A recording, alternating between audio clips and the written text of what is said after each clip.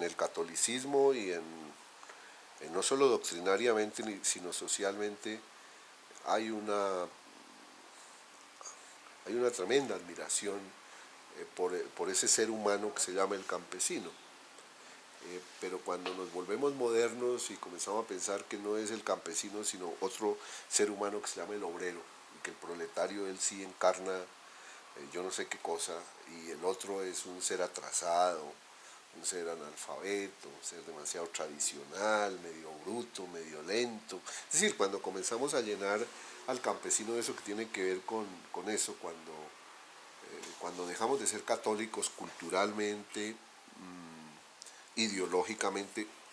religiosamente no, porque aquí todos tenemos la religión católica, pues en ese sentido, pero profundamente yo creo que ahí puede ser uno de los fenómenos del desprecio. No es ideológico, porque digamos los liberales del siglo XIX, particularmente Murillo Toro y toda esa ala tan progresista que hubo en Colombia, tuvieron muy en cuenta las virtudes del campesino, virtudes como pequeño propietario, como ser que puede ser independiente, que necesita educarse,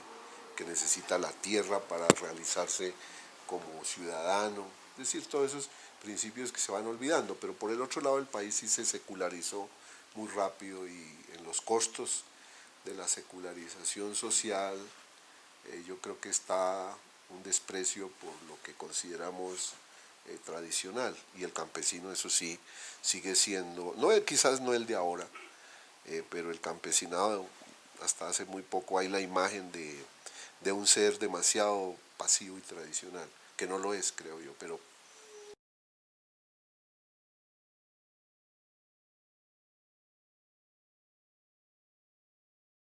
yo creo que lo que hay que hacer es una coalición, repito, donde sectores muy importantes de la clase media entiendan, por ejemplo, que gran parte de los alimentos y que nosotros nos alimentamos, porque hay unos colombianos que se esfuerzan extraordinariamente por producir alimentos para nosotros y mirar con mucha más realismo de verdad, pero también en el corazón con más simpatía a esas personas, porque en últimas todos los colombianos, o la gran mayoría de los colombianos, tenemos un reciente o mediano pasado rural. Nosotros no venimos de las estrellas, nosotros venimos del mundo rural. Entonces, ¿por qué no pensar en los abuelos, en los bisabuelos o inclusive en los padres para mucha gente de ciudad de primera generación propiamente urbana? Es decir, nosotros tenemos que entender la extraordinaria importancia cultural y del mundo rural en distintos niveles, inclusive de los hacendados. Deben darse cuenta. Y yo creo que mucha gente, si se da, es decir, hay que crear muchísima conciencia política. Esto no va a salir así por una coalición de políticos, ni va a salir por una ley perfecta, ni va a salir por nada de eso. Yo sí creo que el presidente Santos, si está empeñado realmente en ver, y él conoce, repito, muy bien las condiciones del mundo rural, yo creo que tiene que entender que hay que ampliar el espectro de participación política y que eso se pueda hacer institucionalmente y pacíficamente, que va a haber gente muy poderosa que se va a oponer, además gente muy poderosa, como hemos visto con todo el caso de distintas manifestaciones de lo que aquí llamamos el paramilitarismo, que está dispuesta inclusive a usar las armas y la subversión contra la ley, a meterse dentro del Estado para subvertir el orden. Claro, todo eso se sabe, va a haber eso, pero si realmente hay una coalición que también en el mundo de hoy tiene que ser una coalición de opinión real, yo creo que sí se puede, pero eso es un esfuerzo monumental.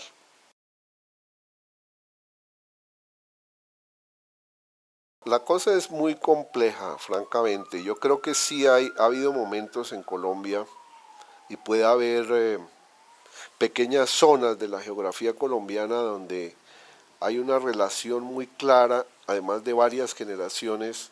entre conflictos de esos que llamamos agrarios, colonos completamente abandonados por cualquier no solo abandonados por cualquier política social, sino hostilizados por la fuerza pública. Es decir, gente con muchos agravios, que tiene muchas cuentas pendientes en el sentido de que exigir. A mí no me cabe duda de que sí hay eso y de que muchas de las guerrillas, en particular las FARC, tienen por allá unos nexos muy profundos. Pero realmente también yo a veces pienso que las guerrillas en Colombia luego desarrollan unas dinámicas tan propias, tan específicas de la lucha armada, de la organización, de mantener la propia organización, que dejan de lado completamente lo que en su propia ideología sería la base social. Por eso están tan aislados del país, por eso están tan aislados en general del campesinado, hacen para muchas veces cosas tan repugnantes, porque claro, han perdido, digamos, al durar tanto, al estar tanto en esa rutina de reproducirse a sí mismos, y cada vez es eso, reproducirse a sí mismos, y no reproducir en las bases sociales ideas poderosas de cambio, de transformación, pues francamente hay que mirar esas dos realidades. Entonces yo creo que hay que mirar con mucho cuidado que sí, yo creo que evidentemente gran parte, y creo yo mi hipótesis es que gran parte del conflicto, sea este armado con guerrilla o no, de Colombia, no resolver el problema agrario. Yo creo que eso es gravísimo, que no lo estemos resolviendo bien. Pero por el otro lado, el problema con la guerrilla misma es que requiere ya un estudios muy específicos de la guerrilla misma, de la dinámica propia que va generando, de la lógica, porque ellos han desarrollado unas lógicas que francamente no son las lógicas, digamos, de un conflicto agrario, son otro tipo de lógicas, son puras lógicas de confrontación armada en el largo plazo.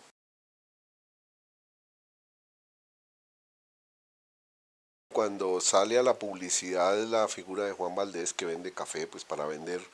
lo que se llama el Café Colombia, que es una marca registrada, o sea, es el Café de Colombia, eh, se abusó un poco porque precisamente en ese momento Juan Valdés ya había pasado a la historia. Las instituciones como la Federación de Cafeteros y sus organizaciones como el Banco Cafetero, el Almacafé, y en fin todo el sistema de, digamos, de almacenamiento y de distribución interna pues estaba funcionando no para ese Juan Valdés, ya Juan Valdés además en ese momento estaba en un eclipse, la federación le prestó muchísima plata a una cantidad de empresarios ya urbanos del eje cafetero central de Colombia, les financió y luego cuando quebraron por distintos motivos, pues la federación asumió o el banco cafetero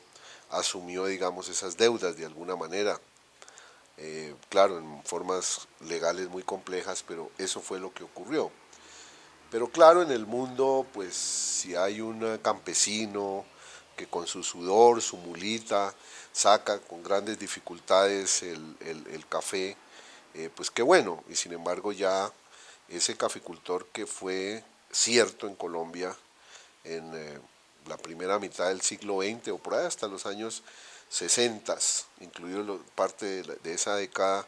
ya había desaparecido, ya lo habían declarado poco productivo, completamente ineficiente, rutinario,